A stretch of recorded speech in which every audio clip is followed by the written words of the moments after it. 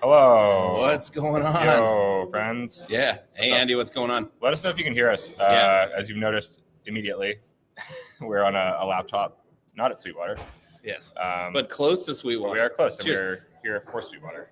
Yeah. How's it going, everybody? And we have, I'll move over a bit here. Yeah. Move back. Yeah, we have a special guest with us today. Yeah.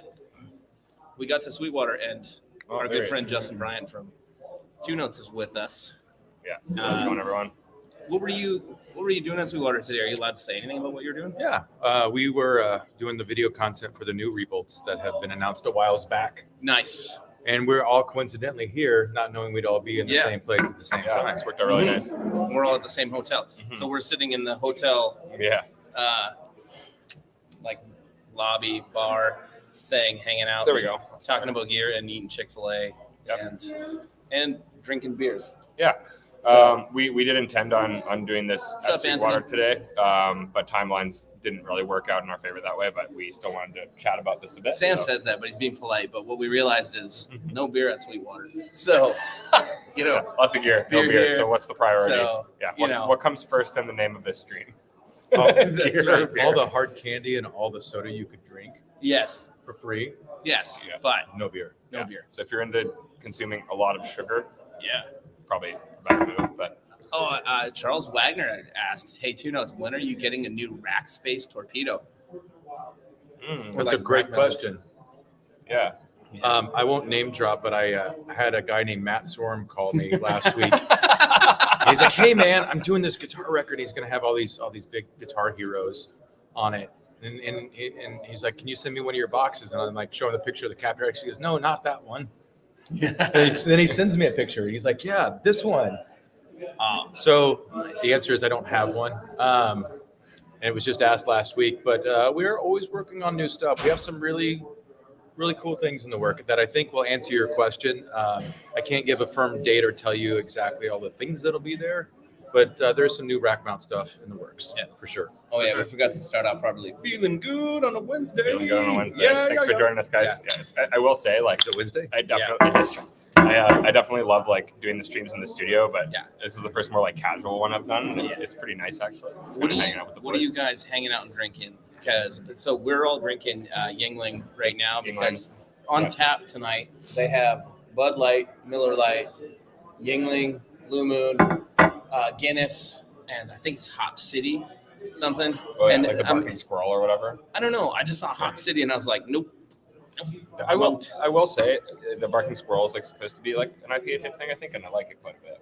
It's Nice. Really not too bad. Nice. Yeah. What are you guys drinking tonight? Heineken for Robbie. Nice. Unspoken. Hey Derek, what are your thoughts about the Rage Tour being canceled? Oh man, I'm so sad. I had 11 tickets to see Rage Against the Machine in 11 Winnipeg. tickets. 11, and I had 4 of them were on the floor. I mean, I've seen them twice before. I was telling Sam we were talking about shows today and like what what are the best Memorable shows. What's the best show you feel you've ever been to? So Justin, I got 2 questions. So this is what they're going to be. What's the best show you've ever been to? And what's the best sounding live show you've ever been at? Wow. Okay, so What's your thought of something? you can think about it, Sam. Let me think about it. Yeah. Best show I've ever been to. I've been to a lot of shows. I guess for different reasons, I could pick a lot of them, but I really enjoyed seeing the 1975. I don't know if anybody here listens to that band because they're not really like a guitar band, but they're one of my favorite pop bands.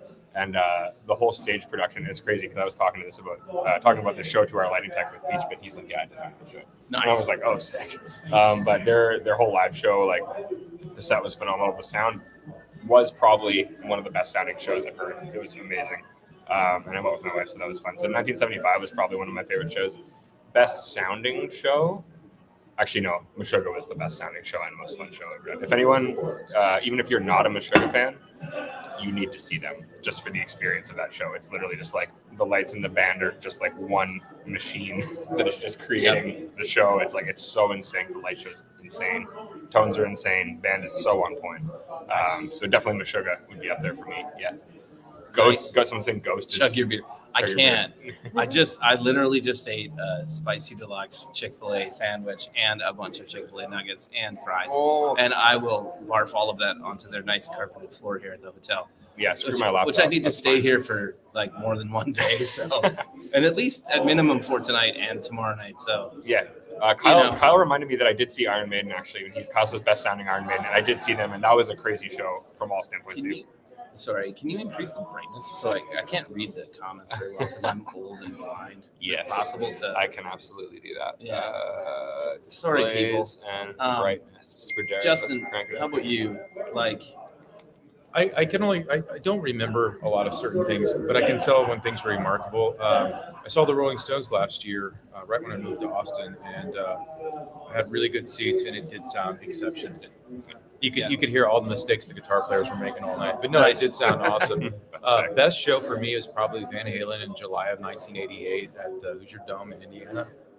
I was 8 years old and he wasn't born. Yeah, I just said old I was. Yeah. Nice. That's awesome. Most remarkable for me. Honestly, yeah, absolutely. I would have killed this even. No rush. I Besides, saw what you guys had Luke do when I wasn't here last week. Guys, come on now. Hey, Don't be he silly. did that on his own volition. I know, Yeah. but everybody egged him on. And like we asked about on the Rev community, and if you guys aren't part of the Rev community on Facebook, get on there. You guys can harass us, ask us for things. Yeah. Sam will send you free guitar lessons. I'll sometimes send you free shirts. Yeah, email All sorts of Derek. things. Email Derek at revamps.com and you'll get shirts, and then he'll tell you my email. It's That's right. yeah. Exactly. I'll give you his phone number. You can text him at any hour. He's very happy to critique your playing and help you out with whatever you need. Yeah. Sounds great. Yeah. Yeah. So Gojira. That would be a good one to see in a small venue for sure. Trivium. Any new Rev Dyne IR, huge fan of WS and Celestian collections. Those are coming. Yeah. Yeah. Those are kind of the speakers we've been using for a while, but we're gonna do Dynars of the new 6x12 cabinets that we did for Comeback Kid. So cabinets sound really great. I Yeah. actually, in all honesty, I didn't get any real time to play them until this week, and like Jeremy from Comeback Kid came in to talk about their European tour. Yeah. And it was the first time I actually played it for more than like a minute, and they sound awesome. So that's what we were gonna have you on and do in September, but we just haven't done. So tell me what a 6x12 cabinet sounds like. big. It sounds like a 4x12 Chunkier? cabinet, Thicker? but more. You know what? Not There you go. not really. Like two speakers I thought But 2 speakers less than an 8x12, but bigger. Yes. Clayton, thank you very much, man. Yeah. I really appreciate you checking out anything that I've done. That means a lot. Thank you, dude. I'm selfishly going to answer about the concert thing now because you guys didn't even ask me. Thanks. I appreciate you asking me about my favorite What's your concert. favorite Oh, concert? no, it's good that you did told that me. now. You told me earlier today. Yeah. I forgot. I feel included. Thanks. It's okay. Okay. I have to say, best show I've been to is Rage Against the Machine. I saw Rage Against the Machine at the Target Center in Minneapolis during I don't know what year it was because I don't follow American politics that close, but it was during the Democratic National Convention and Republican National Conventions when Obama was running. Oh, 2008. Yeah, I think. Yeah, Pretty sure. 2008. The first time we ran? I don't know. Okay. I just know It's either that 2008 I know or that it was when 2012. George Bush was leaving. 2008. Yeah. Yeah. So, Well, David's asking if we got lost. yeah. Okay. Obviously not because they can hear me. Yeah. So that show, I was like, it was 2008. Then I was 28 at the time, and I was like, I had floor tickets, and I was like, you know what? Like, I'm too old to be in the pit. I want to be on the floor, but so I was standing back by front of house, thinking, I'm far enough back. I won't be in the pit. But you're just watching, like, it's in a hockey rink, so you're just watching people like pour over the dasher boards to get on the floor from the 100 level. And like by the time Rage went on, there was like less than 50% of the people that had bought tickets in the 100 level were still in their seats. Yeah, Everybody was on down. the floor. So the first, I'm pretty sure they started with Bomb Track. And from the first note hit, I got like pushed right forward, and I was like, I'm already at the back. And then I was like, screw it, let's go. I can pretend to be 20 again. So that was the best show I've ever been to.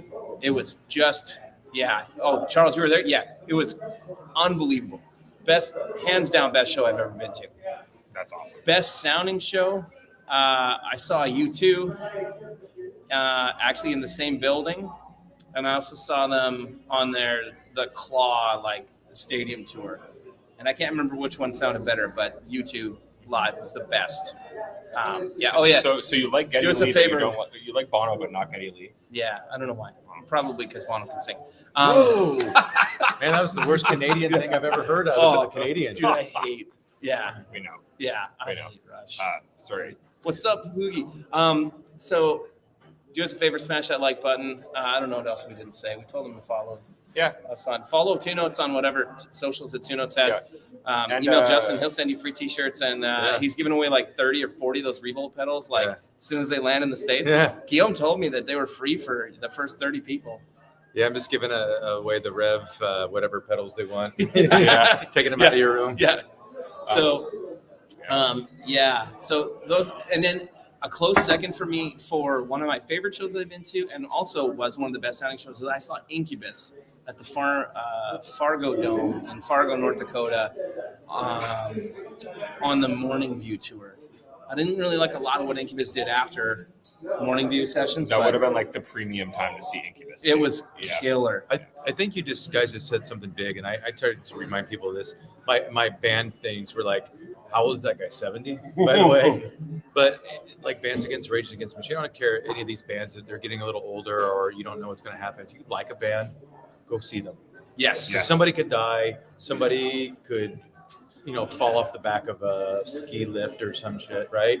So go see bands that you like, because these guys aren't 30 anymore. They're not 40 anymore. They're 50s plus, and you never know if you're going to get a second chance to see it. So I know it's expensive, but if you really like somebody, don't wait for them to come back around, because they may never. Totally. And just support the artists that you like too. I just saw today, I never got to see them live, but there's a band called Circus Survive, which is like one of my all-time favorite bands, and they just announced like an indefinite hiatus too. And I feel like it's a band I would have loved to see live. So good example of that, like kind of see them while they're doing the thing. Nothing is. The Aerosmith show at the barn back in the day. That was a good Bruce, one. I remember that show. I worked at that show, and I could not believe how good Steven Tyler sounded. That was about, correct me if I'm wrong, Dad, but that was probably only a couple weeks after we moved to Winnipeg, and that was the first show I ever went to in Winnipeg. What year would Wait, that hold on a second. Was it at the old arena or was that at the new arena? Old arena with Cheap Trick. Sorry, I'm wrong. I saw them at when they were in the new arena. Right. Same though, like he sounded unbelievable. Funny story about that. So I was working as a stagehand. Stagehand or rigging, I'm not sure. I was working at that show, and I was pushing a case, and they asked me to push it to like the production office or the dressing room, and I almost ran over Steven Tyler with a road case. I've had 2 times where I almost ran over somebody with a road case at the show. One of them, Chet Kroger from Nickelback. I was gonna say it was like 2 fairly big guys too. And they were both super nice, because I was like, oh shit, I am so fired. Like, I'm so done. And they were like, oh no, I'm sorry I was in your way. But Aerosmith was crazy good. Yeah. Okay, 2013 or 2014.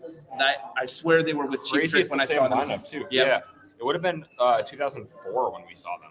Like, wow. 10 years later. That's crazy. Insignificant music info about Cheap Trick. Those guys were doing 260 to 275 shows a year for decades.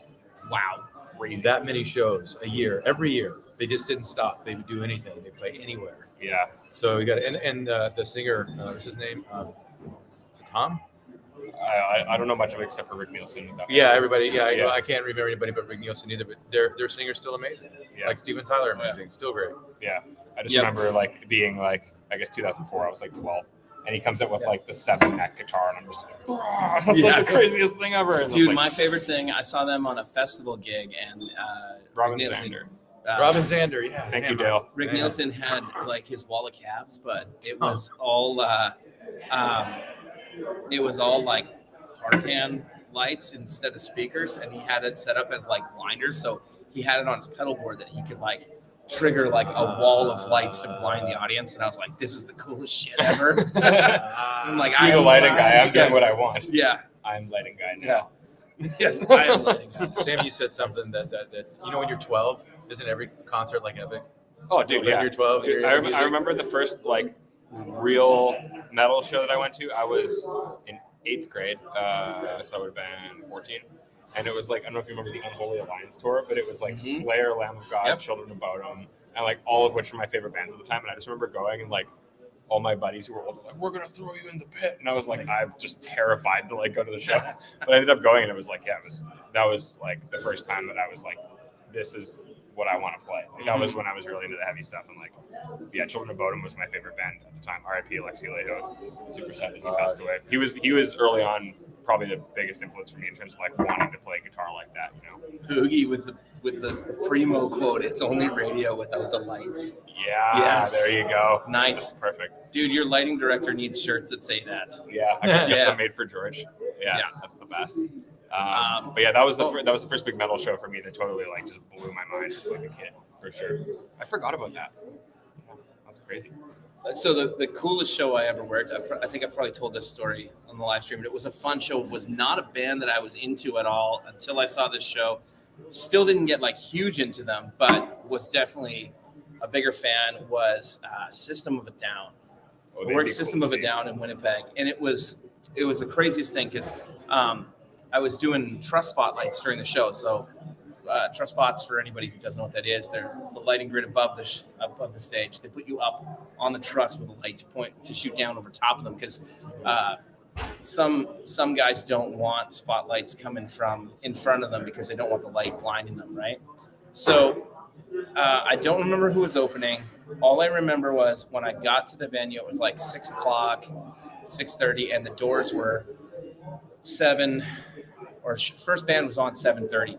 And when we got there, we got a warning saying, hey, just so you guys know, the band was recording in Los Angeles and they still haven't left Los Angeles. And like, for those of you guys who don't know, Winnipeg is a long way from Los Angeles. So I've done that drive many times. Yes. It's like 3 days. Even the flight is like, it's gotta be 4 or 5 hours. If you could fly it direct, it's gotta be 3.5. Oh, probably 4.5, 5 direct. That's a long well, like flight. Vancouver's like 3, right? 3.5. And then, like I'd say, 4 to 4.5. Yeah. Okay. So the band hadn't left Los Angeles yet. And I was like, oh, that's not good. I'm like, there's going to be a lot of pissed off fans here. So the band took off. Instead of they were supposed to come in on a commercial flight. They took a private jet and they left Los Angeles. And when the first band hit the stage, they were like, okay, they're on their way. And I was like, all right. So they let the opening bands each have an extra like 20 minutes. And they spaced out in between. So I remember like second band comes off and like we don't do, when you're doing spotlight, well, these truss spots, only the headliner gets that. So band finishes and we go to climb up. And before we climb up, we get told, all right, so here is the riot protocol, which I had done like by this point, probably in excess of 150, 200 shows in the arena. And I'd never once been talked to about like riot protocol. And they're like, so here's the deal. They're like, for those of you that are in the truss, you stay there. It doesn't matter what's happening on the ground. You don't come down. You don't let your ladder down. Like the only way you let your ladder down and come down is if somebody sets a building on fire. Then you come down. And I was like, oh, this sucks. This is going to be the worst, right? Yeah. And anyway, so what ends up happening is the band right before them finishes, we climb up, we're waiting about 15, 20 minutes, and there is like a circle pit going with no music, waiting for the band, and I'm just like, oh, no. Shit. This is not going to be good. Anyway, I've never seen this happen. What happens is normally when bands come in, they pull down into the into the loading dock of the arena, which is underground, and they get out, go to their bus or whatever. But if they're coming in SUVs from a hotel, they go over and park in a designated parking area. These guys pulled right in. You see an Escalade pull right up to the stage. Like they drove it into the hockey rink, right up to the stage. All 4 doors open. Everybody walks out, and you see the guitar player walk on stage, and his tech holds his strap. He walks straight into his guitar, hits the first chord, steps on stage. And I have never seen such a crazy reaction from a crowd in my life. Even the Rage show, I was like, holy shit. Yeah. And the band sounded phenomenal. The show was amazing. That's and awesome. We later on found out that they chartered a private jet, flew to Winnipeg, had a police escort from the airport directly to the arena so that they could get there. I was like, how many hours did they do the whole thing for? 4 hours. Wow. And I was like, man, I hope whatever track you were working on your new record is worth the headache that this is. Probably wasn't. No. Like, probably didn't make the record. By the way, Yeah. Riot Protocol is the best unused band name ever. Yes, Riot Protocol. Nice. that's Justin and my new band name Yeah. when we start our metal band. Yeah. Trust Charles, Spotlight. I haven't seen Rammstein, but again, I was talking to George about this, and he's like, their whole setup is like 3 days. How do they make money? They have 2 sets, and they I have know. 2 crews. I know, like I've seen the they stages. sell out every show. Really? Yeah. Probably a lot of merch. They have There's- other songs besides "Do Lost." Yes. No, that's what That I'm saying. people know? That's what I said. I'm like, how do they afford that? He's like, dude, like, the numbers they put up is like, it's insane. They're so huge. But yeah, I'm not like a huge Rammstein fan, but I'd like to see that just for, like that experience. Anthony, what are you asking about? What band was that? If you're talking about the one that I'm talking about, it was System of a Down. Robbie, yeah, imagine going through all that just to get to 100%. Winnipeg, especially Like, from LA. Like, yeah, why? yeah, it's crazy. Anyway, so that was one of my favorite like show stories. Mhm. I'll tell one other little story.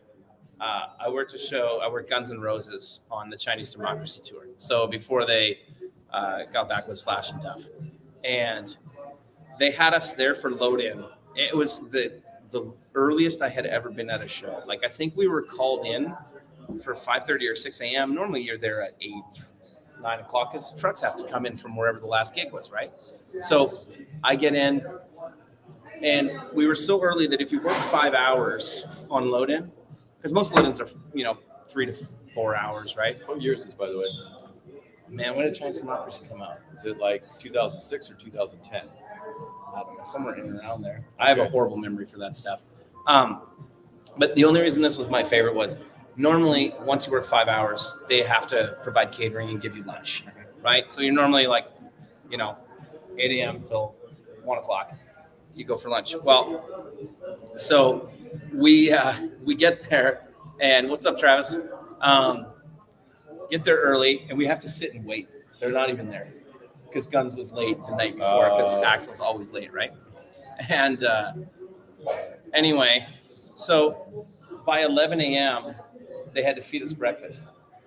So I go to catering to get breakfast, and Axl Rose with his cornrows walks. 2006. By the way. Axl Rose spelt like cornrows. Yes.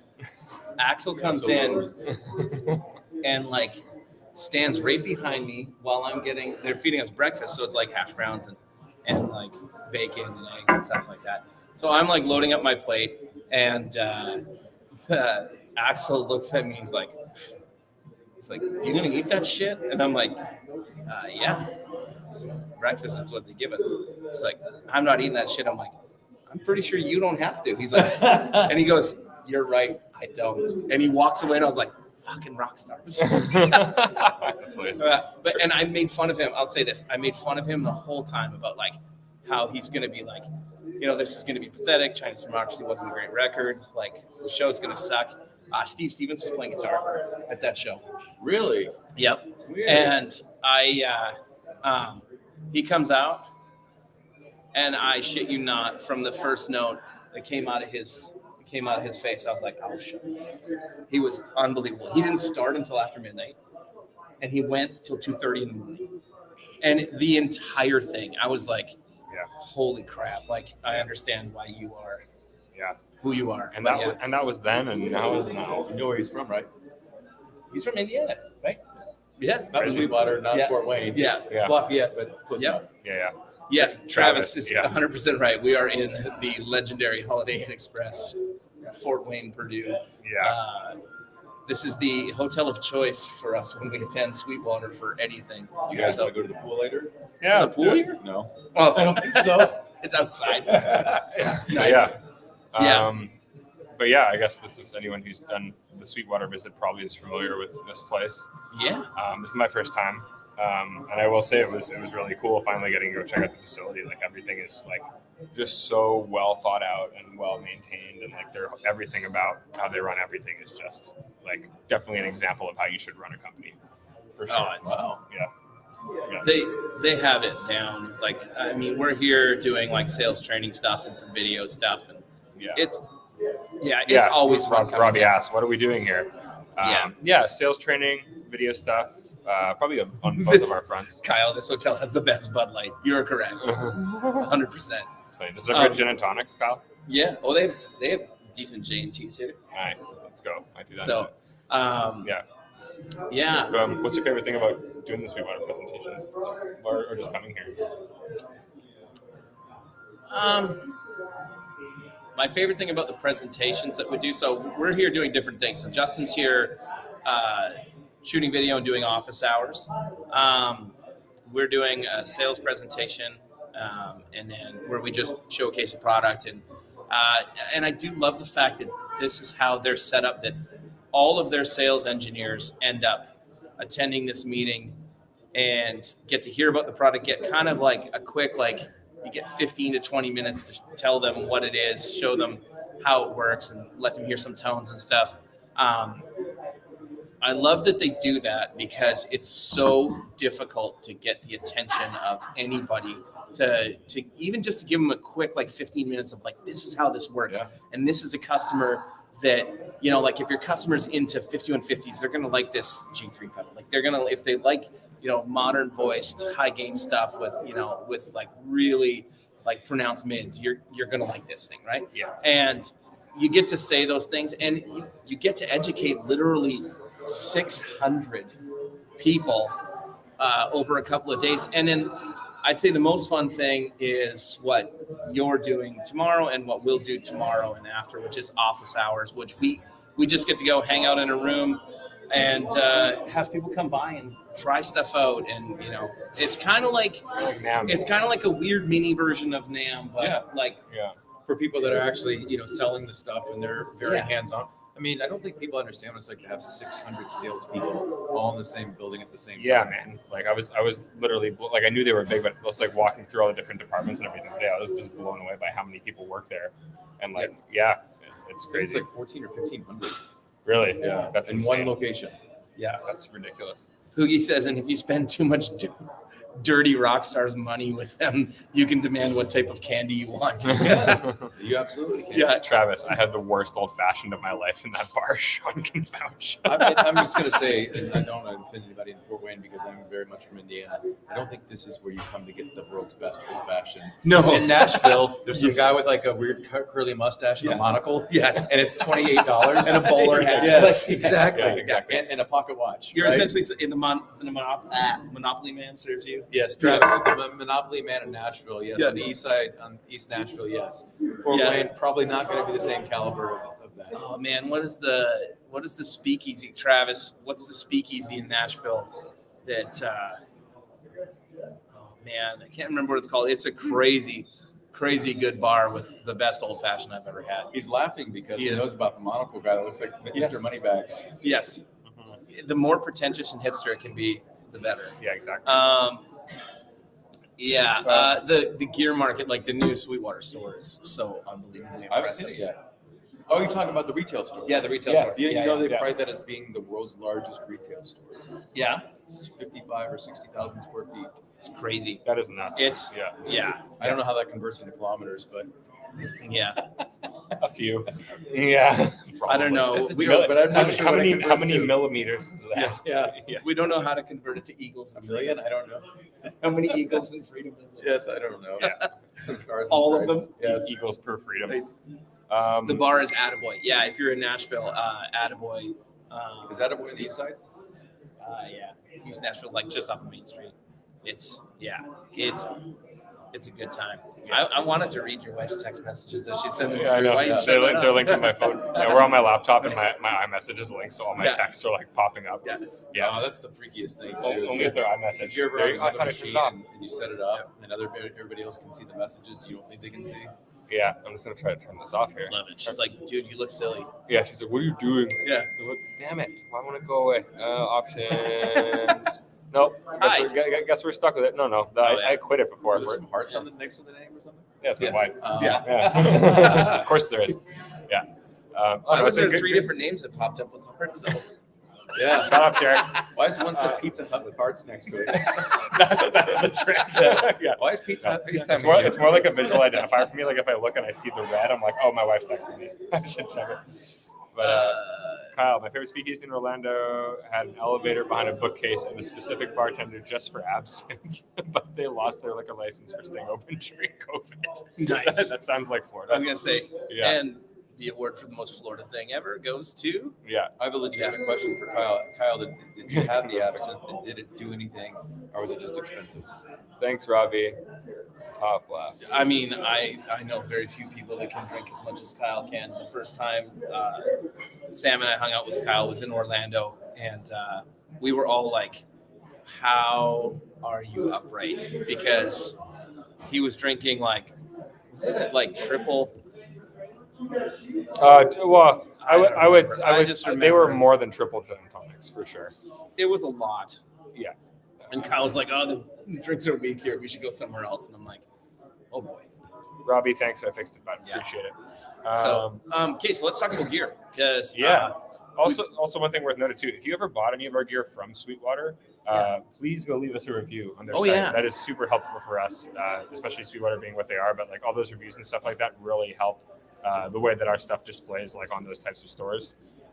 So if you've ever bought anything of our gear from Sweetwater, please go leave us a review. if you buy any of our gear anywhere that has a review thing, it would help us if you left a review. Even if you want to say that it didn't make you play like Sam, that's totally fine. Travis, we went to Portillo's for lunch today. Oh, I love Portillo's. Portillo's was great. Yeah, good. What was it? Well, How wet was the beef? Yeah. Yeah, I had the like big Italian beef with hot peppers and one of their hot dogs. So just hot, not hot and sweet. Yeah, I just did hot. Anthony, got the sweet Anthony, ones. I would imagine you can review it if you didn't buy it from them. Yeah. You could try it. I don't know. Yeah. I don't think you need to enter like a code or anything. You can probably just go on their site and leave a review. Yeah. Yeah. So you had an interesting guitar with you today. I know. I should go get it and bring it down, and then make Sam play on it and hold it. Acoustically. Yeah. Good. What is Go it? do that. What Should is I just get it? And then... Yeah, go get it. Yeah, go get it. People like Grab it. Yeah. Justin had a really, really cool guitar with a kind of a cool story too that he showed us today. Dude, Man. I did not get a double dip. I actually got the like dip on the side because I was like, I don't want this thing just dripping all over. That dude, the bread being soggy like that doesn't appeal to me really. No. I like being able to control the amount of bread sogginess. I don't Yeah, know. is a real problem for you that in your life that Soggy bread bread. sogginess is a No, I've big just enough issue that you feel I've just you tried need like to have control. I've tried the fully dipped sandwich and it's like no leftovers. You got to eat all of it right away, which for you is not a problem. I know, but Yeah. but sometimes depending on it for me, like but I is that what's double dip though? Is that like where they dip it and you also is that where they dip it and you also have the jus? I think they dip it twice in the jus. It's sloppy, messy. Anybody else here eat at Portillo's? Yeah. French dip, yeah. Yeah. French dip's good, or like a beef dip with like the jus. Yeah, that's one of my faves. Great products, but the VP of marketing it's VP of sales and marketing. Anthony, get it right or get out. They won't know who you're talking about. Yeah. Sales isn't included. Adrian, all the Rev gear I have bought has been from Sweetwater, with the exception of the G4 and G8. G4 is directly from Rev Shop, and I got the G8 from Tone Shop. And Nice. Awesome, man. Yeah. That's great. Tommy at Tone Shop is a good dude, and that's a great shop. Yeah. Were you talking about that recently? Yeah. Maybe, yeah. I'd like to go check that spot out. You guys have talked about it a few times. Yeah, it's a cool spot. Tommy's a really good dude. Yeah. So we got to meet up with our buddy Andy Bungert last night as we were driving through because Who was Sammy here? Sammy and I drove 17 hours to get here because we're smart like that. Yeah. It's mostly because the planes don't really fly out of the Winnipeg very well to anywhere. No, the flights getting down here were super messed up, and my flight home is not quite as bad, but it's still a long day for sure. Yeah. Like literally not that much of a difference with connections in terms of driving. Yeah. Yeah, and it wasn't a bad drive. Like, I was saying, like, we basically are just like in a continuation of Manitoba right now. It's very flat and very prairie-ish, so it's just like really long drive through what we're used to. And I went by pretty quick. We got to hit up this great Mexican place because when I travel, the only thing I really care about is where we get to eat. Yep. So What was it called? El Rodeo? El Rodeo in Minneapolis? Maple Grove, like just outside of Minneapolis. We got to have dinner with Andy last night. That was fun. Yeah, it's Last minute thing because we were passing through. We literally texted them like an hour before, and we're like, "Hey, We're gonna be here. What are you doing in an hour? Yeah, Like, we're if gonna you be want to through." come. Yeah, but it's nice being able to like meet some I mean, some of you like Andy, but like, when we get to meet people who attend these streams like in person, it's always great. Yeah. Like, because I feel like we felt like we knew him, but we never actually met him before. But like right away, it was like we know the vibe and like what's going on. And it's just kind of cool having that online community that like translates to real people and not just screens. But yeah, have any of you guys visited Sweetwater before? And if you have, what was your favorite part about it? You fly TO to Winnipeg to go to Kenora. Yeah, You have to fly to Winnipeg, I think. That's what I'm saying, to go to Kenora. Oh, yeah. Yeah. Yeah. Um, You can. It's not snowing here. Yeah. Adrian, I thought that too, but it was really it was good. really good. It was fantastic. And it wasn't like Tex-Mex. It was legit Mexican. Really legit Mexican food. Did you leave it at Sweetwater? Oh, fun. That's all. Nah, it's all good, dude. Yeah. Don't worry about it. It's all good. Yeah. So, okay. So I've been like trying to pick up some of those diamond pedals now. Yeah. Because of Logan having the. Does anyone own delay? any pedals from Diamond Effects out of Nova Scotia, Canada? I believe now you're saying they aren't anymore, but does anyone own anything from Diamond Pedals? They were huge back in the day. I'm texting Travis about meeting tomorrow. Nice. I messed up and missed you when you're here in St. Catharines. I feel like I'm in St. Catharines at least once every couple years. So next time, definitely. Where's St. Catharines? Ontario, but where? South of Toronto. Oh yeah. Not as far as Windsor. But, not as far as Windsor. But a little bit further south. Alexis on Fire is from St. Catharines. Alex is on fire. He is. Nice. He's sick. But they're from St. Catharines, which means I guess Dallas Green is also from St. Catharines. Nice. Best New Mexican food in New Mexico. Nice, not old. Near Niagara. Yeah. Okay. Yeah. But Anthony said he thinks he had a compressor of the delay. Nice. So I picked up the tremolo last night. Same thing. You were like, I wonder what gear's in this place if we're stopping. Yeah, I'm like, we should check Craigslist and see like what's available and like figure out what we can pick up. I got a question for all you guys. So when I was cruising Craigslist, there's a Boss GT5 multi-effects board for sale. And I was like, man, I used to have this ART multi-effects processor. And then I had ART? Yeah. I didn't know that. I thought it was just like old Digitech or something. No, I had an ART one. I never owned it, but I borrowed like a buddy's, what do you call it? The Digitech RP20 for a bit. I had a Boss, I want to say it was like ME5 or ME6.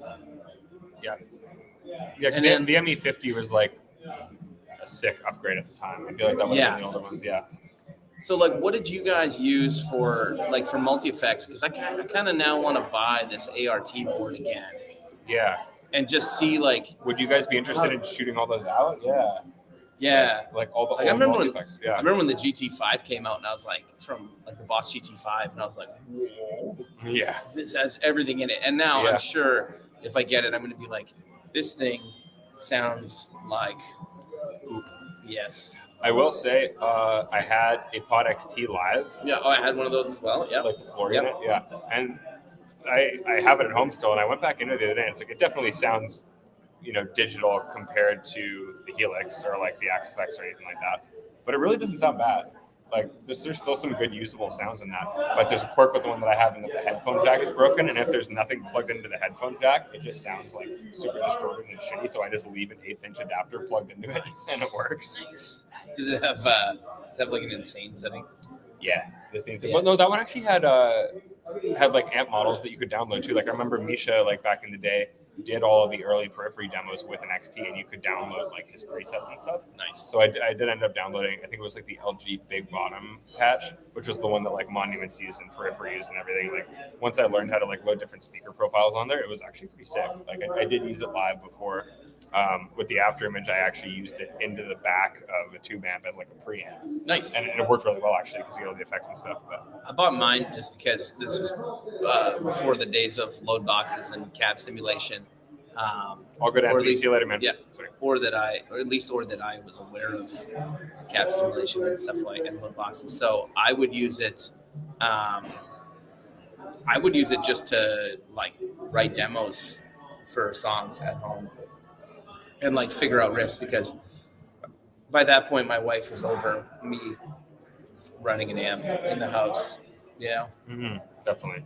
Yeah. Yeah. I always was into that type of thing, and I guess like that was also why I really was like big into the D20 and G20 when they came out, because like I do love tube amps, but like I've always been into like the compact home solutions because I'm not always able to make a lot of noise. I don't have kids like you, but I live in like a kind of like a side by side house, and before I was living at home, so it was like you can't just like rip all the time. Jake will let you rip all the time. Don't you lie. He would.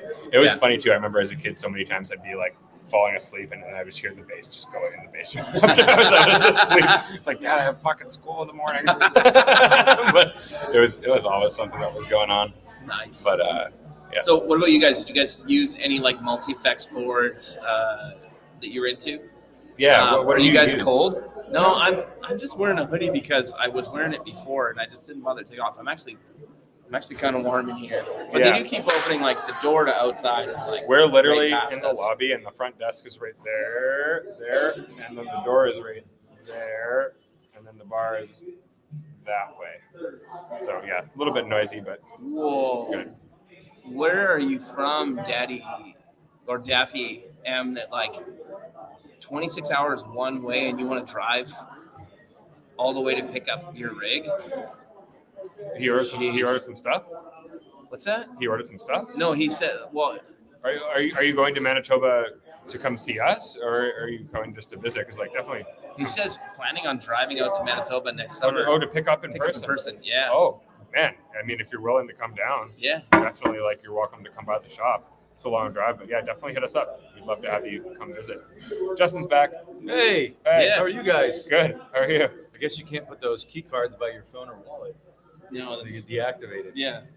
Oh well, mine's in my wallet. Yeah. So Mine's is your wallet magnetized though? It's got a little Apple tag because I lose wallets, so I Gotcha. can find That'll it. do it. So I probably killed I it. know there was a while where they had like those RFID resistant wallets where like there was like Yes, people they were that are supposed to not do people that that. were going around with like machines and like tapping people's pockets and scamming them for money. Cliff used the Subway or something. ME50. Yeah, I remember that. Do you remember like all of the multi-effects Yeah, of stuff course. from that? So I had like, The mid 50s were what, 90s? yeah, I had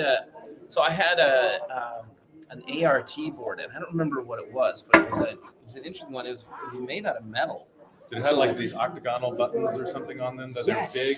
Yes, like Yeah. yeah, and it was like it kind of stepped down. I remember it sounding. What's up, Sean? I remember it sounding just ridiculously good for 1994. Or 1995. You know, there's been a bunch of guys that have been buying these old, we'll call it vintage digital boxes, like the old SGX 2000s and art stuff. And RJ or Ankilio had a video, and he actually found a few good patches in there, Yeah. but they were kind of crappy. Not everything was good back then. Yeah, I kind of want to buy that board again just to see if it's good. And I had the Boss ME6, I think it was. Yeah. And then later on the ME50, the Pod XT Live. One of my buddies had a Digitech RP20. Fun fact, you guys remember the Johnson Millennium amps? Yeah. We do actually. So I was selling, those were late 90s, 98, 99 or so. Yeah. So Mark Tremonti has one. And I saw it at his place. I got to go to his place and play a couple of his amps back in February, which was obviously a trip. But when I walked into his studio, I was like I said, of all the things that you have in here, the thing that impresses me the most is that you have a Johnson Millennium 2x12 here. I said, because when I was like 17 or 18, that was my dream amp. But they were like several $1,000s back in the late 90s. They were. And Mark's like, I couldn't get $400 for that thing if I sold it now. He's like, but I rode higher on that amp, so I don't want to get rid of it. I'm like, Yeah, well, it's that classic. amp paid for this house that you live in and all of the stuff in it. So I wouldn't sell that amp. My life depended on it. But yeah, because Johnson Millennium was essentially just an RP20 built into an amp. It was like a GSP 2101. Okay. It was the rack mount processor that came out before. It had like a tube in it, it was basically like one of those that was just dialed in a little better. Yeah. And it said things like matchless. Yes. You know what I mean? Yep. And Fender and matchless together, so you just believed that you had a matchless, right? Awesome. But they had like EQ compensated things to kind of make it like that. And I think people thought they were modeling amplifiers. They really, I don't think were. I just They were like, just EQ. They were filtered, right? I guess is the thing. Yeah. I was like, hey, Mark, I'll give you $400 for that. Steve, And then- thanks, man. Yeah. He And he's said- like, I probably shouldn't say it. So just since we Yeah. were feedback on my rep pedal, nice. Thanks a lot, Steve. Daffy, yeah, sure. Just been up there years ago to La Prairie and for a good trip Nice. with me and my dog from Guelph. Awesome, man. Yeah, dude, give us a Yeah. shout when you want to come down, and we'll be waiting for you. That's awesome. Yeah. All right, So I so- saw Adrian commented that he saw Yes. a Floorprint Jem, So why don't you tell us about and this? that is what it is. Yeah, this wonderful guitar. I do have to comment that I do think. Sorry. I gotta hold it. Yeah. I was gonna say I do feel It's like meant for your hand. I feel like this is the dumbest thing in guitars. It is. This It is. this thing here. And I remember seeing these. I don't know if they were real ones, but I remember seeing these in pawn shops in the 90s, like late 90s, all the time at home and thinking, wow, is that ever ugly? And now It's they're very super ugly. collectible. And But this I was- one's I was special. 13 I was 13 or 14 when these came out, and I just remember they were like $2,400 in the 80s. Yes. like US dollars. And I just knew that the music store back then, they didn't let you touch things. They were definitely not going to let me touch it. Yeah. It was unbelievably ugly. Yes. And you think, why would somebody want that? But because it was on Obtainium, it meant that it was valuable. Yeah. But this is a first year one, and I came across this guy that does some like two notes break fix stuff in Indiana. He saw one of these in a music store on the west side of Indianapolis. He's like, hey, are you looking for one of these? And it's a first year gem, and they're identifiable because there's no serial numbers you can find because the paint and the metal, the alloy, reacted. So the back plate and the trims all oxidized. Wow. And they all have a small stress crack from the finish in the basswood body shrink. Crazy. But something else I didn't know about these were the knobs you see that are pink. Yep. They didn't have pink knobs back then, so those are hand painted white knobs. Really? But if you notice, this thing is still very pink and very very bright. Yeah. The story was that the owner bought this in 1989, and then he died in 1991 in a car wreck. So his girlfriend ended up getting it kind of as an inherited thing, Right. and then she sold it off a couple of years ago to the music store. And her life had moved on, but for 30 years it just sat in the case. So it's in great shape. Yeah, overall, and it probably has a lot of dings from me holding it. It was probably in better shape before, but The inlays pop too. Like the green is They do. so loud. Like they definitely do, and it is ugly. And I think Steve Vai or Ibanez bought all that curtain material because that's fabric underneath there, and I think they bought all that fabric. I think Steve's curtains were that or something. But, you know, I look at this guitar and I go, there's a lot of revolutionary things that are still used today. Totally. You know, nobody really had pullback trims before these. Yep. The access joint's completely different. The whole single hum thing really wasn't a thing before that. Yeah. Sean can say that it probably was, and then the heel cutaway, all those things, and the super wide neck, Yeah, and but flat. big giant frets. Those were all pretty different. And the scallop Super frets sure. on the top too. I noticed. Now, here, you play that, Sam, and tell me that you think those do anything. They look cool, but I don't think they do anything. No, they don't. But I can find. I mean, you guys obviously can't hear this. They or see do it, they but do nothing but look Yeah. cool. Just listen to them hear the pitch bend. Not really. I mean, The scallops are so small that it's hard to tell.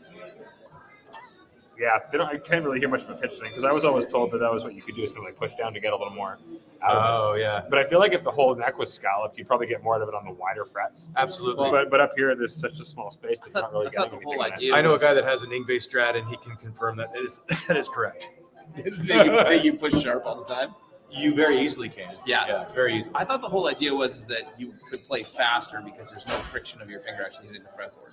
So that's not exactly true. Okay. What is true is that your fingers do control the note more because they're on top of it. Right. And you can do like 6-step bends on a true scallop neck because you have nothing, no top force down. Yeah. But no, you really don't play faster. You have to play with a different touch though. Adrian says he thought it helped with sustain when doing bends. It absolutely can. If you take Yeah. like an Ingve type neck and you bend it, like around 15, Yeah. it doesn't matter the radius of the neck. You can bend that string completely off the other direction. Right. And just to bring up Yngwie for a second, I mean, when the guy was the baddest ass Pan guy in fried the world. scallops. Sean says I prefer pan fried scallops. I wonder if Sean had a scallop neck. Do you ever have anything with scalp fresh, Sean? Was that ever something? Absolutely not. No. But if you ever listen to old Yngwie, his vibrato is amazing. He definitely was facilitated by having that. I actually just want to know how many guitars Sean's had with Floyd Roses. Let's start there. Like, Yeah. how many floating, Probably not many. full out floating drems have you had? Yeah, no doubt. I'm gonna grab another beer. Yeah, sure. As well. I'll be right back. You guys need one? It's comfortable, yeah. Another beer? Oh, I think I'm all right right now. He's still nursing. Let's go back to Sean Tubbs with Yeah. his Floyd Nope. Roses. God, no. He says, of course not. You don't know what you're missing. I have a true story. When I was 14 years old, I was really into Yngwie, and I wanted an Yngwie Malmsteen Strat. And nobody, like in Indianapolis where I'm from, they didn't have those in stores. Yeah. And I guess it's because nobody wanted to buy them. Yep. So I saved all my money for like 3 years to buy one. And I graduated high school. I saved enough money to buy one.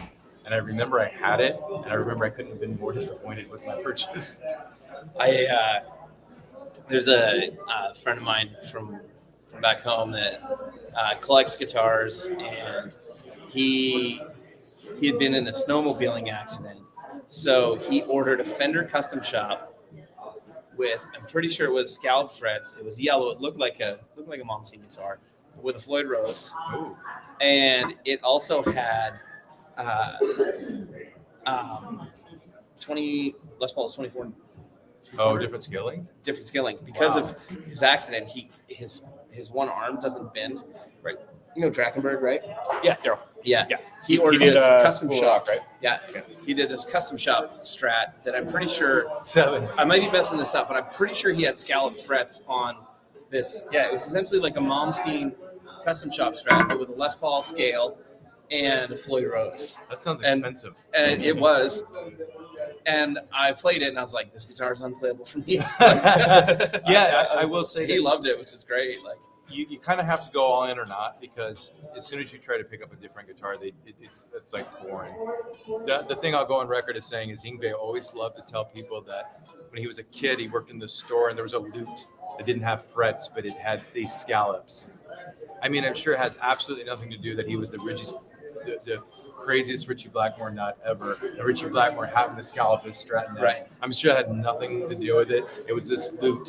yes, 100%. It's Richie Blackmore. Alex, this is the most me guitar ever. It is. You know, I do really like the. Is this considered a wizard neck or not? No, it's No. a gem neck, and it's an old gem neck, so it's actually beefier. Yeah, Way beefier It than a feels wizard and like a different little than. bit thicker, right? So I actually started looking these up. There have been a bunch of different gem profile necks, not just the wizard necks. The wizards were considerably thinner than the gems. This doesn't feel as thin to me as that. No, it's not at all. But Ibanez necks are always crazy comfortable. To me. They are for sure. Like, Yeah. I love Ibanez guitars, with the exception of not to crap on it, but Can't I afford did. something that has ugly flowers on it? We've got the RG550 for you. That's right, and I have the Road Flare Red RG550, which I love. So I ended up getting a red Charvel that looked kind of like the one Steve I played in Crossroads, the Jackson he had when I was 14. And the other guitar I was looking at the store was that RG550 in that red. Yep. And my dad goes, "That is so ugly." And it made me feel bad that I couldn't have it because it was that ugly. I remember like one of the first bands my brother played with, like just high school band. The guitar player had an RG550 Road Flare Red, and I thought it was the coolest thing, right? Because it was fluorescent, and I was, 12 years old or whatever I was, and I was like, "Oh, I need that." Yeah. And then when they reissued them, I bought one immediately. Well, when you're a kid and you see an Pickups in it suck. RG550 at whatever in the 80s, $500 versus $2,400, which is like, Yeah. $7,000 now or something. And you're going, okay, well, it doesn't have the little indentions on the pullback thing. It doesn't have the monkey grip thing, which looks silly, and it's not made of curtains. Yeah. Those Yeah, were really yeah. the big compromises you were making. Yeah. Yeah. So, the only Ibanez necks I played that I didn't like, I don't like the necks, and I should preface this by saying I haven't played them for a while, but when the AZs came out, I was really not a not a fan of the AZ neck. Bringing Steve Vai into it, I actually got to meet Steve for a minute last week. He was a very, very, very nice guy. He sounded incredible, as great as he always did. Something that as I was watching him play that resonated with me is that the 7-string guitar, which became the 8-string, the 9-string, he didn't invent the 7-string guitar at all, but he put it in rock music. Right. And even though he only used it for about a year or so, you look at it like Korn and Limp Bizkit and all those bands, they really trailblazed what became modern metal music. Yep. So Steve Vai, via George Van Epps and some weird, and I said George Van Epps for Sean, but in some weird thing, like Steve Vai is the reason that Ibanez is probably as popular as it is now. Right.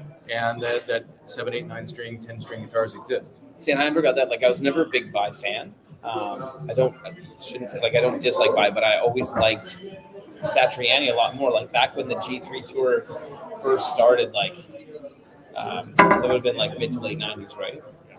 And I was always a way bigger Satriani fan. So, and same with the guitars. Actually, I really like the Chrome Boy. I remember I had the option. I remember I had the option of buying a Chrome Boy in the late 90s. Yeah, in the late 90s, and I passed, and I bought my Amber Wolfgang instead. That's not a bad thing. Which, I mean, I still love that Wolfgang to this day, but I do wish. I mean, the original Chrome Boys were worth like $7 or $8 grand. Well, so did you know the Chrome Boys had a problem with the metallic? The paint wasn't adhering to the bodies or the finish didn't adhere, so they were shipping off like crazy or something. Yeah. You essentially had to have them as case queens, otherwise. Robbie says, "Wait, so Satriani actually has real fans." Dude, Robbie, I don't think that there's any chance that we could ever hang out. Like, guys, mostly bald. Just so you know, I'm gonna be passing through your area next week, Robbie, and I can't even stop to see you because of the things you say. Like Rush, don't like Satriani. Yeah, exactly. I will say, it's a tough crowd, man. I know. So everybody's picking on me today. Back in the day, my dad had, I forget if it was a cassette tape or a CD, but he had one of the older G3 G3, it's like I was thinking about pedal, but like it was Eric Johnson. Yeah, the original was the first one. Yeah, it was the original one. He had the audio recording of it, and I loved because Steve Vai did the Attitude song on that one, and I loved that. And out of those three, Steve Vai, like as a younger player, was definitely my favorite because of all the cool acrobatics and the cool tone. I'm going to be careful not to kick rocks, but I'm going to slightly. Yeah. I remember seeing that G3 with Eric Johnson and Satch and Vi, and they would play My Guitar Wants to Kill Your Mom, right? Yeah. And they'd all do like the 4 and 8 bar solo trade-offs. Yeah. I remember seeing Steve play that same song in NAMM 2020 with a couple of other guys. They didn't sound near as good as those guys, no problem. Yeah. Oh, yeah, for sure. I think we all actually saw it together, by the way. Yeah. But what I was going to say is that it was him, Satriani, and Eric Johnson. Out of the three of them, I would say now Eric Johnson is probably the biggest influence on my playing, personally, just his phrasing and everything. But at NAMM, I want to say 2020. I'm being careful. I didn't say names on purpose. At NAMM 2020, I guess when I got to go, Jeremy Kroll actually pulled in super clutch and got me a pass to go to the PIA release. Oh, wow. Like the new Steve Vai thing. And it was Steve Vai, Paul Gilbert, Satriani, Nita Strauss, the Polyphia guys were there. And they did a big jam at the end. And it was like literally all of those guys jamming. And I'll say, out of all of the guitar players from listening and like as a kid, Satriani was the one that I didn't listen to as much and didn't enjoy as much. But he just murdered everyone. He did. Absolutely did. He just dusted everybody in the jam. And it was like, oh, you did teach these guys. I'll say this delicately because it gets me into trouble, but you can tell who's carried Marshall cabinets around the country by hand. You know what I mean? It's in dingy, dirty places. Yeah. And then you can tell who's maybe never carried one at all. And it's just a different, it's not that who's better or more talented, it's just a different school. You know what? That brings me to an interesting sounded sick when I shaved my head. Nice. That's great. That actually brings me to something interesting, or something I saw today that was interesting. So what did Polyphia just did something with Vi, right? Yeah. So they're actually on a Guitar World cover this month. Yeah, together. that song slaps. Like it's really good. It's really good. Yeah. Do you know Emery Fry? Emery's He's in Texas, killer guitar player. He works for Sheena. Like he manages, or he's like a rep for like. His name's very familiar though. Yeah, you've seen him before for sure. Anyway, I saw him like apparently there's like a bunch of hate for the like Tim Henson and like the Polyphia guys over this, and I'm like, and he made a really great point where he's talking about like the guitar industry or like the guitar community has been like bitching and moaning for forever that we have no new guitar heroes. And here these guys come out and just like play the absolute shit out of their instruments, right? Yeah. And are doing what the guitar heroes like I'm not saying they're Van Halen by any means, but they're doing what Van Halen and Satch and them did in their heyday. Dude, and every Polyphia release has sounded vastly different and has done something new for guitar. I've met 100%. I've met them. I met them at the TGU thing that I was at years ago in Germany, like Tim and Scott. Yeah. They're really nice guys. Yeah. And great players, but I've never really listened to music. But I'm curious what your guys' thoughts are on that, because I thought that was a great observation, because I often hear that too. Like I hear a lot of guys complaining like, there's no guitar heroes anymore. It definitely is. And I'm like, I look at guys like Ariel Posen and Joey Landreth and I know those are Winnipeg guys, but like guys that are like, both killing it. Like Jared James Nichols and guys that are killer That guy's players. like 7 feet tall. And he's massive. I had no idea he was that tall. He's like him. a big wrestler. I know. I saw him at NAMM, and I was like, hey, it's a Jared James Nichols lookalike. That guy's like Jared James Nichols on steroids. And then I found out it was him. And I'm like, oh, no, that's just him. Yeah. I think the difference was that back in the day, like nowadays, there are so many musicians that are that good that have their stuff accessible, when back in the day, there wasn't as much. There was like the guys that were really doing it. And now there's a lot of guys that are really doing it, that are just as good and are doing fresh things. But there's more players. Greg Koch. Yeah. Greg Koch. 100%. Yeah. Yeah. Also, guys, why are you still talking about Rush in our comment section? No one cares about Rush. I think a lot of people do. Are they all Canadian? Rush? No. All the people? Yeah. No. No. The Rush Canadian? Yes. Oh my God. Can we trade you? No, unfortunately. Yeah. Yeah. Polyphia did a song. I don't know who it is, but it's with like this female pop vocalist on the new album, and it rips. Like it totally rips. It doesn't sound like anything else. I need to. I need to listen to the Polyphia stuff. Yeah. On the drive back. The earlier stuff is definitely more like shreddy, and then you can tell that they definitely kind of started to find their own sound. Sean cares about Rush. Sean. No. Where is We're gonna hang out for a week, Sean, and you're not making it easier by saying that. Oh no. Oh. Yeah. Oh. Yeah. Go away.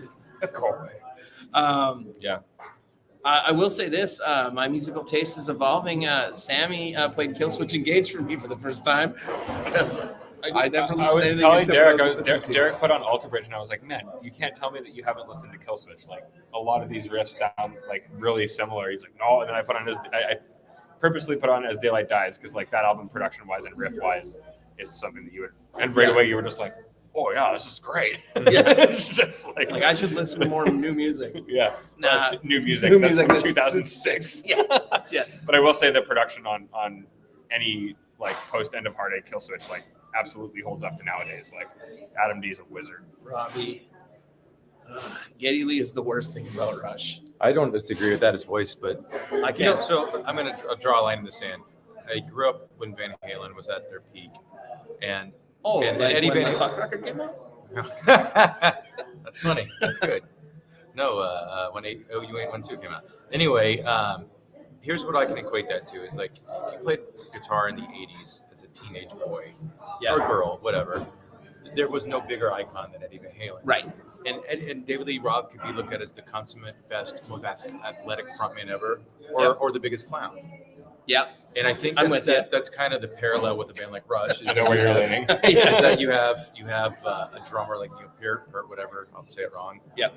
And then you have Geddy Lee, who's a great bass player, but his voice is polarized. Yes. And if you're really into Rush, you like his voice. And I think it's kind of the same with like old Van Halen. You look at like that going, is that the guy from Black Oak, Arkansas? Why is he singing in this rock band with this great guitar player? Yeah. Or you think he's an awesome frontman. it just depends on what got you into the group. But Yeah. but if you're not into it from the inside looking out, then you'll find the weak spot or the spot that's the most easy to nail. I think if you have ears for melody, it gets really hard Yeah. to like David Lee Roth. You just gotta take it for what it is, though. Like I like David. No, I'm a melody-based musician for sure. And I like. I have David Lee never Roth, seen a guy jump off a drum riser, have Yes. his hands completely flat level out, and make his feet hit them sideways. Yeah. And Different approach. something about Van Halen, and since Sean's an LA guy, he's like, I lived there and I was there and you weren't. You go like some kid in Indiana watching on TV. Van Halen influenced all the hair bands that came out, but they were not hair bands. It's arguable that they were, but they weren't. Right. So, but I think that's the Roth piece. Right. Is what triggered that type of entertainment. Yeah. Like It fits fits. Can't sing very well. That's all right. Yeah, exactly. Just put on a good show. Yeah. What's that? Someone said, no, it was 2112. Oh, come on now, guys. What Van Halen has the most brutal breakdowns? Dude, we'll be on this argument for forever. Like, did they mean breakdowns as in song No, breakdowns? No, he just- means he like just Alex joking is around. being a troll. It means chugga breakdowns. Yeah. Oh. Let a great heroes to be on the way. Don't look to the past. Yeah, absolutely. Yeah, 100%. yeah, I just more think that you just got to pay attention to what's out there, and who's out there and what they're doing. And I didn't see who commented, and laptop's too far for me to scroll back up. But yes, Tosin, there Aaron Marshall, Pliny, yes, there are lots of great guitar heroes out right now. Yeah. Yeah. I mean, I'm There's a lot of variety too. Since Justin brought up Van Halen, I mean, I am the dude that for Unlawful Carnal Knowledge is my Van Halen record. It is a great record. I love pop songs. It's full of pop songs. I was 13 when OU 812 came out. If you want to talk about a band that went from being hard party into old, yes, they were the oldest early 30-year-old guys. In their early 30s, they gotten so old so quick. So when they came out with that record, they were a rock band again. Right. So that was a big deal. Yeah, I would probably say Pound Cake is without a doubt my favorite Van Halen song. So the one with that harmonic thing you wanted me to learn? No. No, did we tell you to learn Mean Streets? Mean Streets. Yeah. And I probably won't. I'll try it. But You should. Be a good. Don't get cheated. I don't know if I could. It's tricky. It's very hard. Yeah, totally. It's one of those things that I think it was just the way it was played in that moment. Hey, Sean, I know you're still watching. Can you play Mean Streets? Mean Street? Mean Streets. No, he knows that Chris Van Tassel from Rocket can play that beginning part, and he's seen him play it a lot. That's such a cool. Awesome. It is. Thanks, Greg, for picking up the tilt. It is currently my favorite pedal that we No, Sean doesn't know. do. Ice Cream Man. Yeah, that's also ridiculous. Yeah. Chris Van Tassel can nail Mean Streets. Yes, he can. Interesting. Yeah, he can. I've actually got a video of him doing it. Nice. That's awesome. Are you guys raiding the kitchen at Sweetwater? Yeah. We got Porcello today. Yeah, exactly. That'll be tomorrow when we don't have time to leave in between the presentations and office hours. Yeah, I mean, their setup there is just so awesome. It's like the cafeteria there, they've got great food, great options for food. I'm a fan. Big fan. Yeah. Did you guys anybody else get any cool gear this week? I got that diamond tremolo pedal. Remember diamond pedals? Yeah. So I bought a diamond tremolo pedal off of Craigslist last night in Minneapolis area. We were so sorry. Full story. We were driving and we were like, "Oh, we're passing through Minneapolis. Let's stop for dinner." And Derek's like, "Oh, I'll text Andy." And you're like, "Oh, there's this place that my buddy recommended for Mexican food." So Derek just goes on Craigslist in that area and finds this diamond tremolo and messages the guy's like, "Hey, we're gonna be here in He's like, "We're gonna be here in half an hour. You want to meet up?" He's like, "Yeah, sweet." So the dude just met us at the restaurant. I'm like, I'll give you. Yeah. Oh yeah, we're good. Thank you. Yeah. I'm like, I'll give you X amount in cash for this. How much do you want for it? I wanted 200, and I said I give him $180 if he drove to the restaurant and dropped it Really? off. And he's like, "Yeah, sweet. I'll be there in 30." It's like, yeah. Great. So got some bomb tacos. Derek got a new pedal. Yeah. And we're good to go. So I think I bought today, not taking away from the diamond pedal, I think I bought the best pedal ever made today. Ever. I mean, better than any Rev Tilt pedal. overdrive? Better than the Tilt Overdrive. But they're not competition. You know what? Sean hates you now. No. Just so you know. I think Sean will agree with this one. What is it? Do you have it? The Peterson Strobo Stomp. A great tuner. These are the worst things to play at gigs Yeah. But these are the best tuners if you really want to make sure you tune your guitar properly. Yeah. I think the best thing that you can invest in is a great tuner. Yeah. And there aren't many great tuners out there. Have you tried one of these? This is what my dad has always used. My dad has one of the old like decimal ones. big, So, like, okay. analog ones. Yeah. So here's the thing. I was helping guitar tech fry Mother Earth. Yeah. And Sean, that's indeed better. I disagree. No, This the is not a tilt tilt, machine. you need that and a tilt. Yes. All right. It makes your tilt sound better. I will out Or myself vice that versa. Damon from Sonic Backline was teching for the Watchmen, and I Mother Earth was on before them. And I brought a tuner pedal with me, but I left it in the car.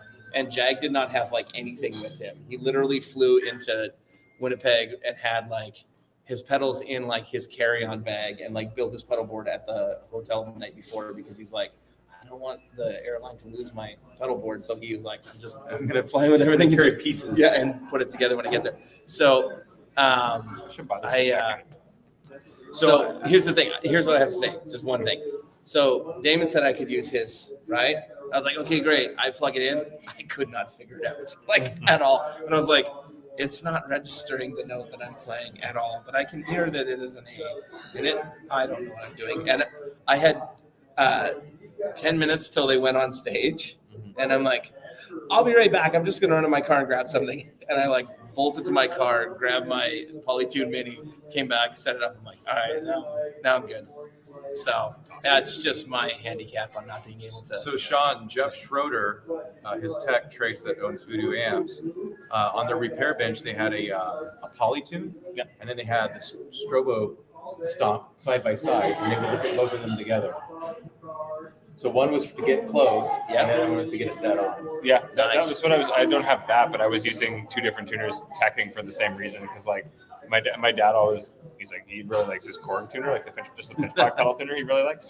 I have that with the TU3, and it was like the TU3 would get like it's a little harder to read, but it would get like a little bit more precise. Did you ever step on the TU3 or hit the wrong button where it started strobing? Yes. Yes. And then you're like, I don't know what to do now. It gets canceled. Yeah. Off. Unplug, plug back in. I saw somebody. Okay.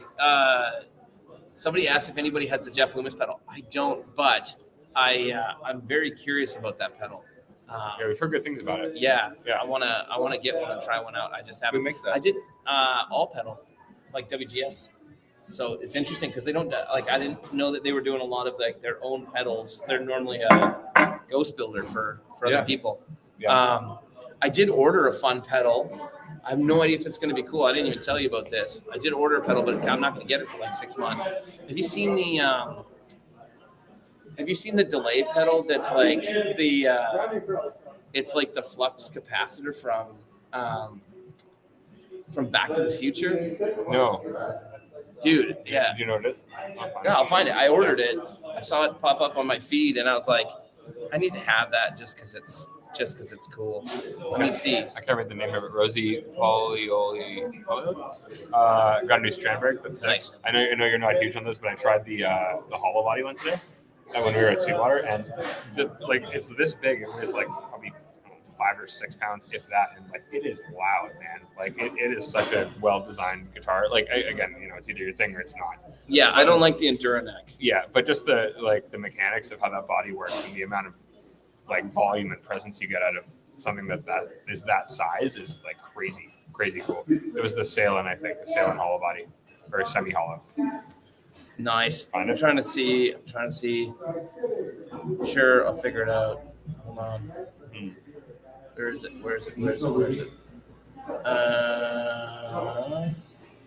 Oh, that's good. Good shit, this stuff.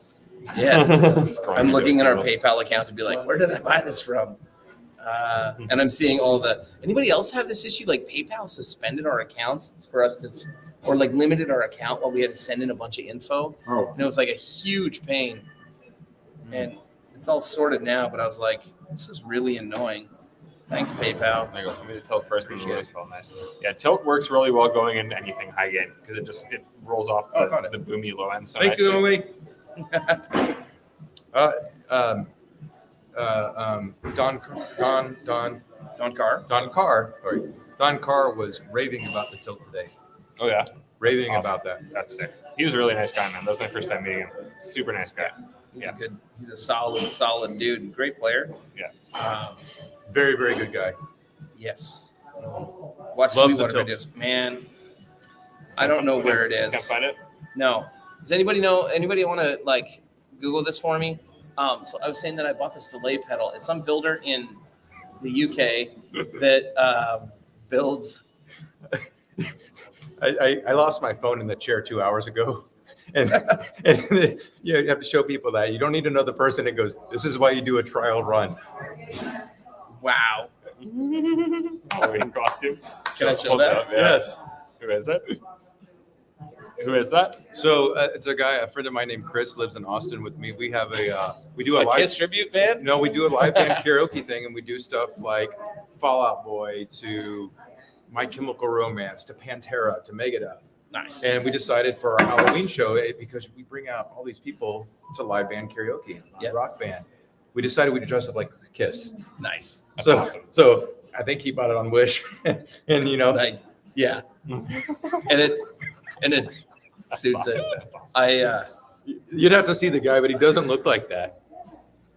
It does not look like Ace Frehley whatsoever. Rock and roll.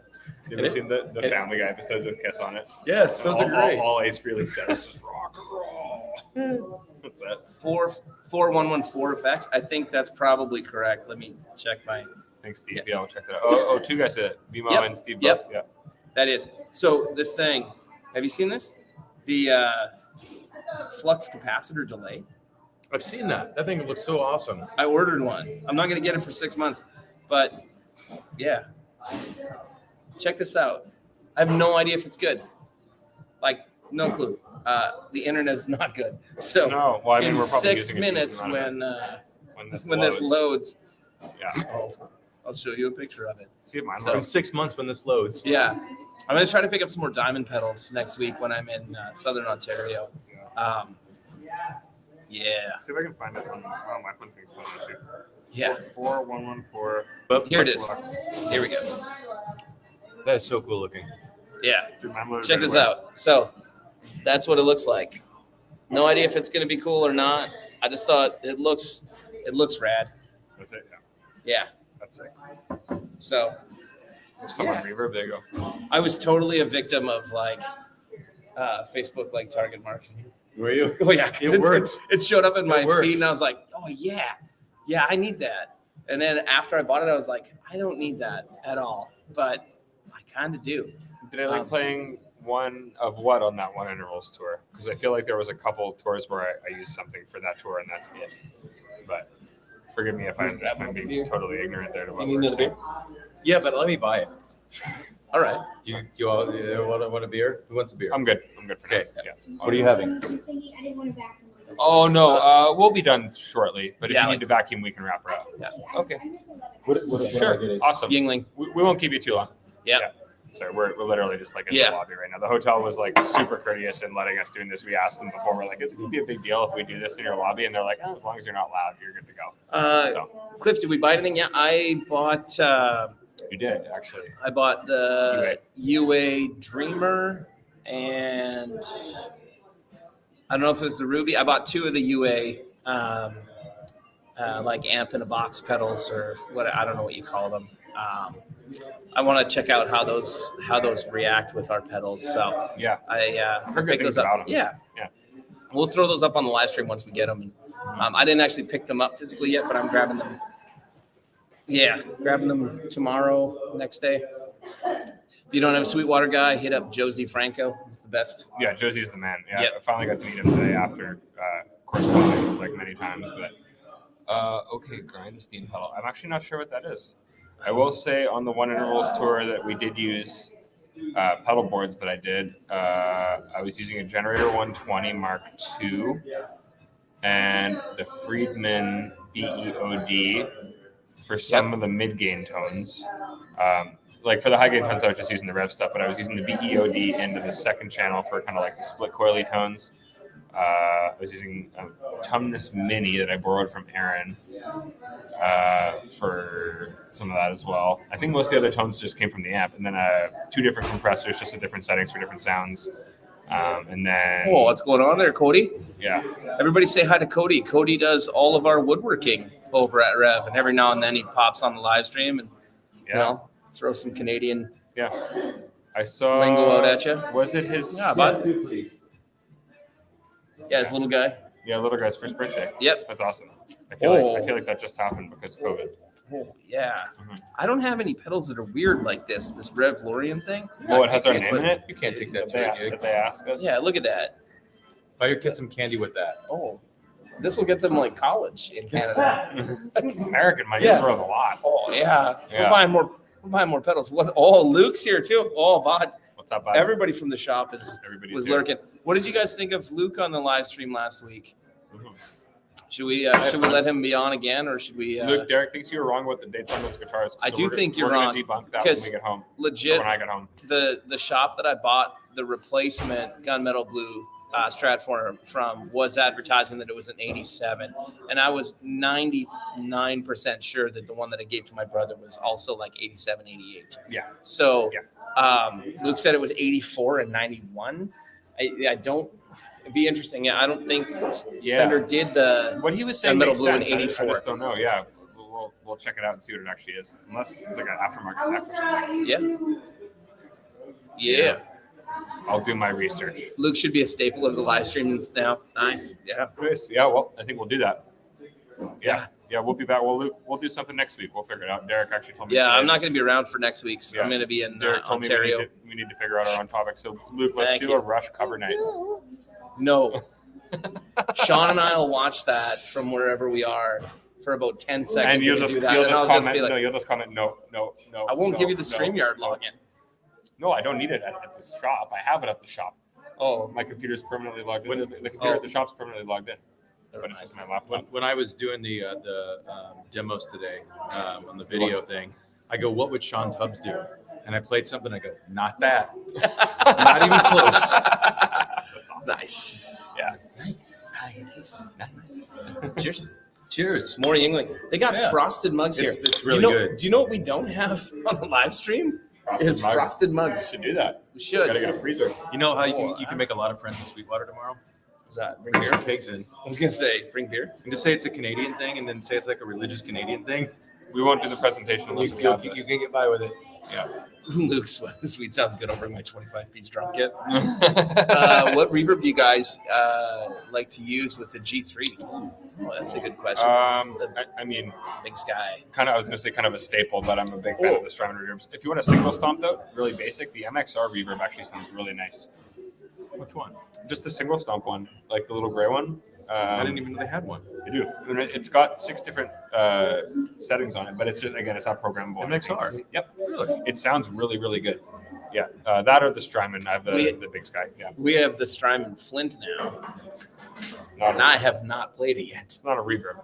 Isn't the Flint a reverb? It is. It's reverb and tremolo. Oh, Trem. Sorry. Sean? Yes, verb and Trem. Sean, No, you're tell probably me right. if I'm. I was just thinking Trem. It probably Yeah. does have some verb. Yeah. Because I'm pretty sure that's what Sean uses because we messed up in the D20 by not putting like actual reverb in the amp. Because here we thought no one would use it. Like I didn't think people were going to want to buy cabs with the D20s in the beginning either. I thought it was like the point was to use Verb and Trem. There the you go. torpedo. You're correct. I think it helps sell cabinets, honestly. Yeah. Well, but what we messed up on is I thought, okay, well, the two notes, like your room reverbs in the torpedo are really, really good. They're good. I don't think really, really good. No? But Well, they're all Hey, right. Guillaume, you heard it here. They're I all said right. it was really good, No, and no, your no, guy said no. it was shit. No, they're not You didn't big. say They're it not was big shit. skylight. That's all I Okay, heard. I'm gonna go on record with something. They're not big skylight Okay. yet, but we have 2 of Strymon's former badass engineers on our team now. So Awesome. That's Yes. sick. never know what could be coming. That is sick. Yeah. You heard it here first. The two notes, large sky, coming Yes, soon. bigger sky. Yeah, the bigger Are sky. you guys closing up? Oh, yeah. Oh, Yeah. closing up. Bigger Okay. sky. Close at 10. So You want my okay. card? We should come you sell just over there. did your list. Oh, yeah, you Awesome. did your card. Okay, great. I Nice. got you. Okay, thank you so much. We're just settling our bill at the Is same that time done? here. That one. It is Yeah. indeed Thank you. a verb and trim pedal. Hey. Thank you so much. Yeah, so I'm going to use it. I'm going to try it tomorrow. So we have one here. So, I feel like Hey Sean, I live right next to Sean Halley, who is now the director of marketing at Strymon. I assume you and Sean know each other from LA. You guys kind of have a similar playing style, not identical but similar. Strymon still makes some great stuff, definitely. Yeah. Anyway, the fact that we don't have a Verb coming out of like a physical cabinet, because I thought everybody would just use the direct out, so you just use the 2 notes Verbs, and that was it. Yeah. And yeah, Sean is always like every time he does demos, he's like, yeah, I'll grab the Flint because people are miking up when we go to The Flint, I think, does a really good job of that Fender reverb. Yeah. Well, and today and on the demo I did for ours, I used some of the Strymon H9 reverb, which is pretty good too. Yeah. The Flint's probably a little better. Even type? Yeah. Is it Strymon music? Oh no! I used the H9, which is good, not probably as good as the Strymon. Oh but, yeah. but good, really clean and clear. Yeah. Our H9 reverbs aren't bad by any means. In fact, the new ones that you haven't heard yet, the software stuff, is incredible. It's really good. I thought Like they Lexicon were. good. I thought they were really good, but you apparently said they weren't that good. So No, they're good. They you know just what? Don't use the They just don't do reverbs in anything Oh my ever. gosh! No, they're just not like a big sky, or they don't do that. Nice. See you Luke, next job. Bye. Yeah. there you go. Luke said so. Your newest one could be an 85 to 88. Yeah, it should be an 87 unless the store that I bought it from lied to me. And one is 91, 92, so they are different years. Oh yeah. There you go.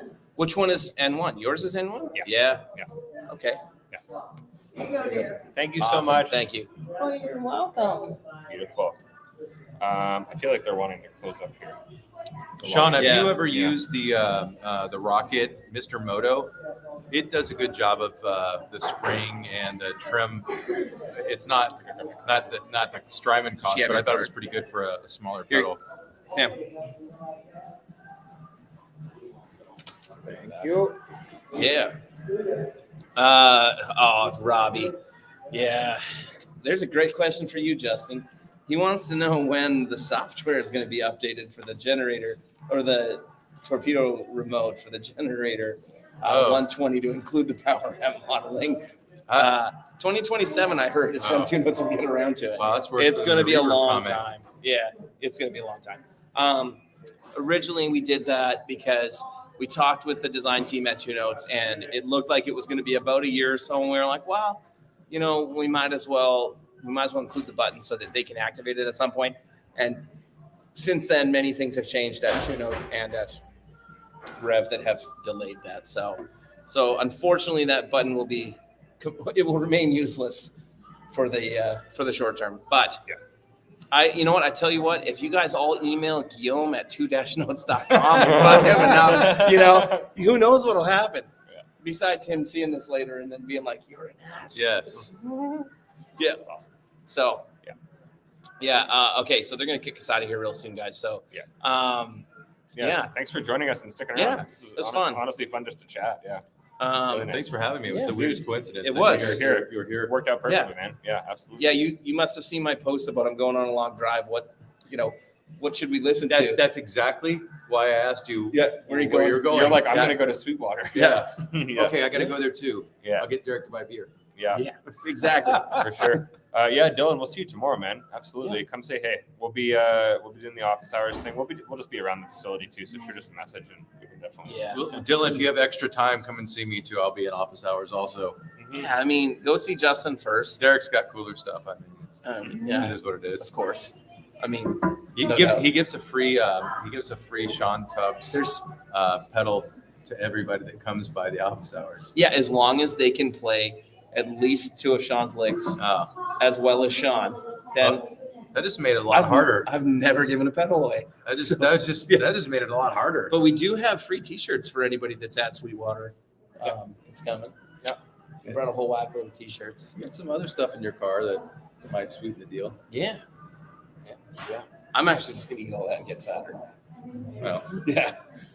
I added the you want this stuff? Okay. Yeah. So, all right, guys. Yeah. Thanks, guys. Thanks so much. Thanks a lot. Any for monkey tuning can in. play like me. That Then was I don't know nice. what that makes us. Yeah. Thanks. Maybe we should make more monkeys. Can play we get guitar. 3 more of these to drown our sorrows about over Sean just saying that We're terrible. I'm going to guitar make players. Sean feel real uncomfortable, but when he plays, like right in front of you, it's like he's got 20 gauge strings. Like his high is a 20 gauge. Yeah. It just sounds like 3 times the size of any other string. It does. Yeah.